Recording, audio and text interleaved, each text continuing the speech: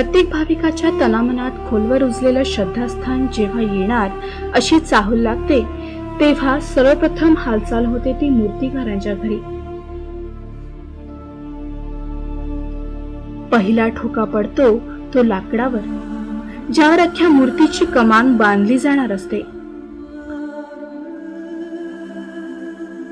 बापांच्या आगमनाची सर्वप्रथम तयारी करणारा हा मूर्तिकार अगदी मूर्तीचा पाया बनविण्यापासून कामाला लागतो. लहान कोवळ्या हाताच्या बालकापासून ते थरथर हात कापणाऱ्या म्हाताऱ्या माणसापर्यंत हा सुतार मूर्तिकार मन लावून बाप्पांच्या कार्यात मग्न असतो. मातीत भिजणारे त्यांचे हात भविष्यातील बाप्पांसाठी मेहनत घेत असतात.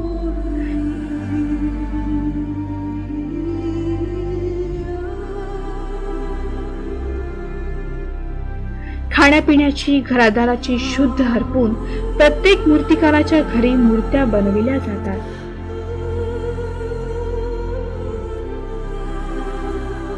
बापांच्या मूर्तींच्या कलाकुसरीवर दिवसेंदिवस काम करून अखेर ही मूर्ती तयार होते.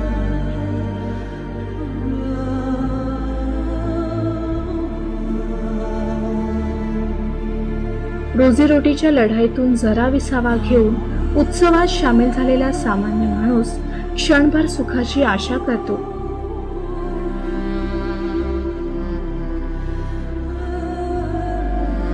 गणेशोत्सव समाजातील विविध प्रवाहांना सामावून घेत सौहार्द वाढविणारा लोकोत्सव. समाज एकसंध व्हावा या भावनेतून केला जाणारा हा गणेशोत्सव खरंच लोकोत्सवाची भूमिका कितपत बजावतो?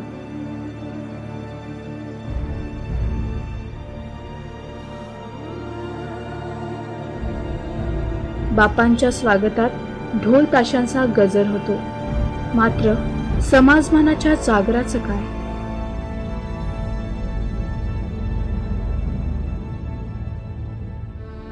या भव्य मूर्त्या बघण्यासाठी हजारो लोकांची गर्दी होते. मूर्तिकारांच्या मनात ठसलेलं बाप्पांचं स्वरूप जेव्हा गणेश मूर्तीचं रूप साकारतं, तेव्हा ते प्रत्येक भाविकाचं श्रद्धास्थान बनलेलं असतं. शहरात जल्लोष आणि घराघरात कौटुंबिक सहभागानं बाप्पांना घरी आणलं जातं. रस्त्यावर होणारी गर्दी, ढोल ताशांच्या निनादात डुबलेले उत्सव मंडळी, धांगडधिंगा, चेंगराचेंगरी हे कधीच या उत्सवामागील उद्दिष्ट नव्हतं. 10 दिवस अखंड उत्साह, प्रेरणा, ऊर्जा, चैतन्य देणारा हा सण विसर्जनाच्या दिवशी अचानक ठप्प का होतो? गणेशोत्सवाची सर्व तयारी, पूजा, जल्लोष, प्रसाद आणि अखेरीस ही गणेश मूर्ती विसर्जनाच्या दिवशी पाण्यात शिरवली जाते. तर त्यासोबत बाप्पांचे दागिने, सजावटीचे सामान, निर्माल्य, प्रसाद सारं काही विसर्जित होतं. घरातील प्रत्येक शुभ कार्याची सुरुवात करण्यापूर्वी प्रार्थनेनं घेतलं जाणारं श्री गणेशाचं नाव, प्रत्येक कार्याचा श्री गणेशा, बाप्पांचं आगमन, स्थापना आणि मग विसर्जन असे दुर्लक्षित का?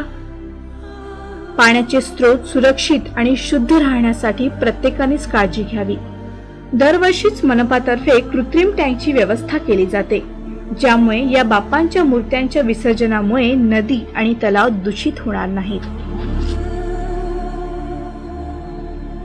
नवख्या कार्यकर्त्यापासून ते जाणत्या कार्यकर्त्यापर्यंत प्रत्येक नागरिक दिवसभर कामधंदा सांभाळत रात्र जागून बाप्पांसाठी तयारी करतो आणि शेवटच्या दिवशी आपल्या बाप्पांच्या मूर्तीचं काय होणार हा विचारही न करता मूर्ती विसर्जित करतो. आपली आणि पर्यावरणाची रक्षा करणारे आपले बाप्पा जेव्हा आपल्या घरी येतात, आपल्याला आशीर्वाद देतात, तर विसर्जनानंतर त्यांच्या आणि पर्यावरणाची आपण सुरक्षा बघतो का? हा प्रश्न एकदा तरी प्रत्येकाने आपल्या मनाला विचारला पाहिजे. पाण्यात बाप्पांची अर्धवट विघटित झालेली मूर्ती, पाण्यावर तरंगत असलेलं निर्माल्य, प्लास्टिक, रासायनिक द्रव हे विसर्जनानंतरचं दृश्य.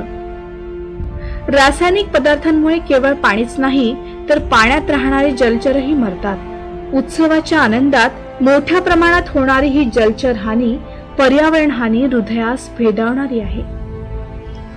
नैसर्गिक रंग पाण्यात विरघळतात, ज्यामुळे प्रदूषण होत नाही. मात्र रासायनिक रंग या जलप्रवाहांना दूषित करतात.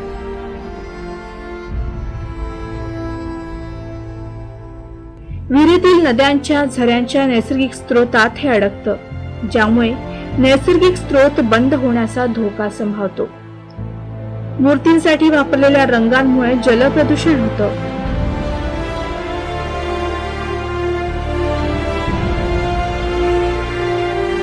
या सर्व गोष्टींकडे वेळेआधीच लक्ष दिले तर विसर्जनानंतर म्हणजेच अनंत चतुर्दशी नंतर स्वच्छता अभियान चालवावेच लागणार नाही.